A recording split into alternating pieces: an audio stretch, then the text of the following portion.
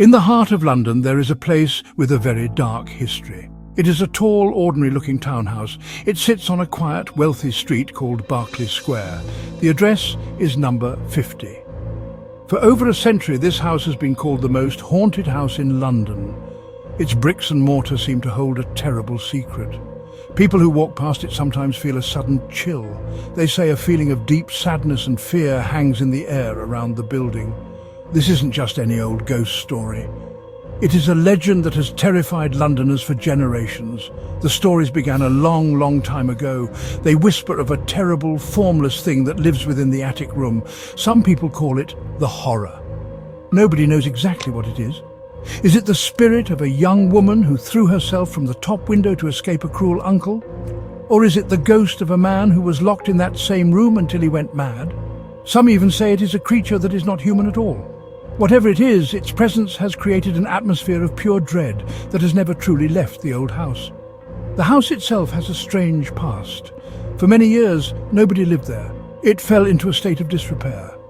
Dust gathered in thick layers, cobwebs covered the grand staircase. The windows were grimy, like cloudy eyes staring out onto the square.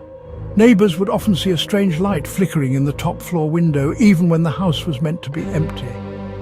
They would hear strange noises coming from inside. They heard screams. They heard furniture being thrown. But when anyone was brave enough to look, there was never anyone there. The house stood silent and empty, guarding its dark secret.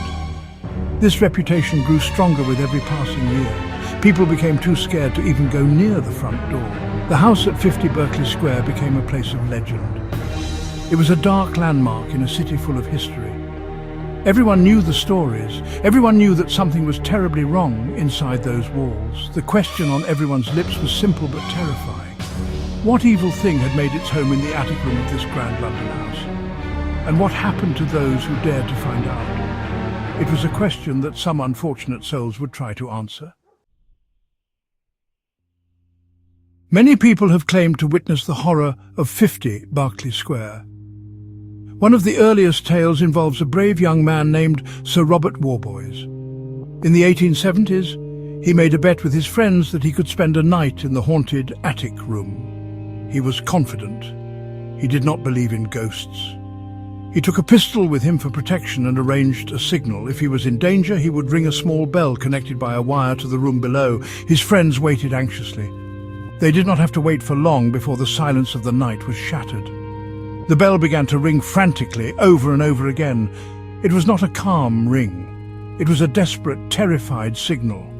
His friends rushed up the stairs, their hearts pounding in their chests.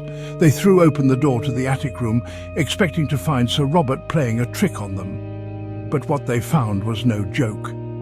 Sir Robert was huddled in a corner of the room. His face was pale. His eyes were wide with a terror so profound that he could not speak. He could only point a trembling finger towards the opposite corner of the room, though his friends saw nothing there. He was carried from the house, a broken man. He was never the same again. He spent the rest of his days in a state of shock, unable to explain what he had seen. When asked what had terrified him so much, he would only stammer, "Don't let me see it again." The experience had scarred him for life. Whatever he witnessed in that dark attic room was so horrifying that his mind simply could not process it. The story of Sir Robert Warboys became a chilling warning to anyone else who thought of challenging the spirit of Berkeley Square. Another story comes from a family who briefly tried to live in the house. They brought their 2 young children and a maid. One night, the maid was sent to prepare one of the upper bedrooms for a guest. After some time, the family heard a blood-curdling scream from upstairs, followed by a heavy thud. They ran up to see what had happened. They found the maid collapsed on the floor. Her eyes were wide open, fixed in an expression of absolute horror. She was completely unresponsive, lost in a state of shock, and died in a hospital the very next day, never having uttered another word. Perhaps the most famous story of 50 Berkeley Square is that of 2 sailors from the Royal Navy. One night, in 1887, 2 young men named Edward Blunden and Robert Martin found themselves without a place to stay in London. They saw the old, empty house on Berkeley Square and thought it would be a good place to shelter for the night. They broke in through a basement window and made their way upstairs. They found a bedroom that seemed safe enough, lit a small fire, and tried to get some sleep, unaware of the building's terrifying reputation. They were not left in peace for long. Soon they began to hear strange noises. They heard slow, heavy footsteps creaking up the stairs towards their room. The footsteps stopped right outside their door. The doorknob began to turn slowly, all by itself. Suddenly the door flew open with a crash. Standing in the darkness of the doorway was a shadowy figure. It was not a man. It was a grey, shapeless mass that seemed to slither into the room. It had no clear form, but the sailors could feel its malevolent energy. A terrible, musty smell filled the air. Robert Martin, the braver of the two, grabbed a fire poker to defend them. He lunged at the creature, but the poker went right through it as if it were made of smoke. The thing then turned its attention to him. Edward Blunden, frozen with fear, could only watch as the shadowy entity enveloped his friend. He then did the only thing he could. He turned and fled for his life. He scrambled out of the window, dropping to the street below, and ran as fast as his legs could carry him, screaming for help. He found a policeman on his beat and told him the frantic, unbelievable story. The policeman, though skeptical, went back with him to the house. They entered together, calling out for Robert Martin. There was no answer. They climbed the stairs cautiously and entered the room where the attack had happened. It was empty, but then they saw him. Robert Martin's body was found on the basement railings below the window, his neck broken. His face was twisted into the same look of pure, unadulterated terror seen on all the other victims of the house.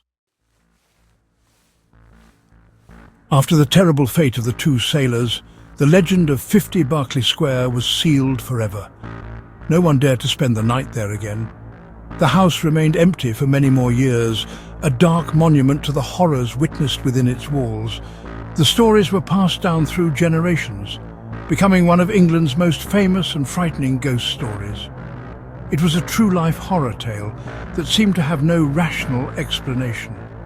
What could possibly cause such extreme fear that it could literally scare people to death? Eventually, the house was sold and renovated. Today, it is home to a business, and the people who work there report no strange activity. Some say that whatever evil lived in the house has finally moved on. Perhaps the renovations and the constant presence of people have cleansed the building of its dark energy. Others believe the entity is simply dormant. They think it is waiting, hiding in the shadows of the old attic for a time when it can reveal its terrifying presence once more. The mystery has never been solved. The truth of what happened at 50 Berkeley Square may never be known for certain. Was it a powerful ghost, a malevolent entity, or simply the product of overactive imaginations? We have the witness accounts, we have the stories of men driven mad, and the tragic deaths of those who stayed too long. These tales have become a core part of English folklore. They remind us that there are some places in the world that hold dark secrets, and some mysteries that are best left undisturbed for our own safety. The house at 50 Berkeley Square stands as a chilling reminder of this. It shows that even in the busiest and most modern of cities, there are corners where the past refuses to die. The legend lives on, a classic tale of a haunted house that continues to send a shiver down the spine of anyone who hears it. It is a story that proves that some doors are never meant to be opened, especially those that lead to the darkest rooms of the most haunted house in London. And we should always, always listen to those warnings.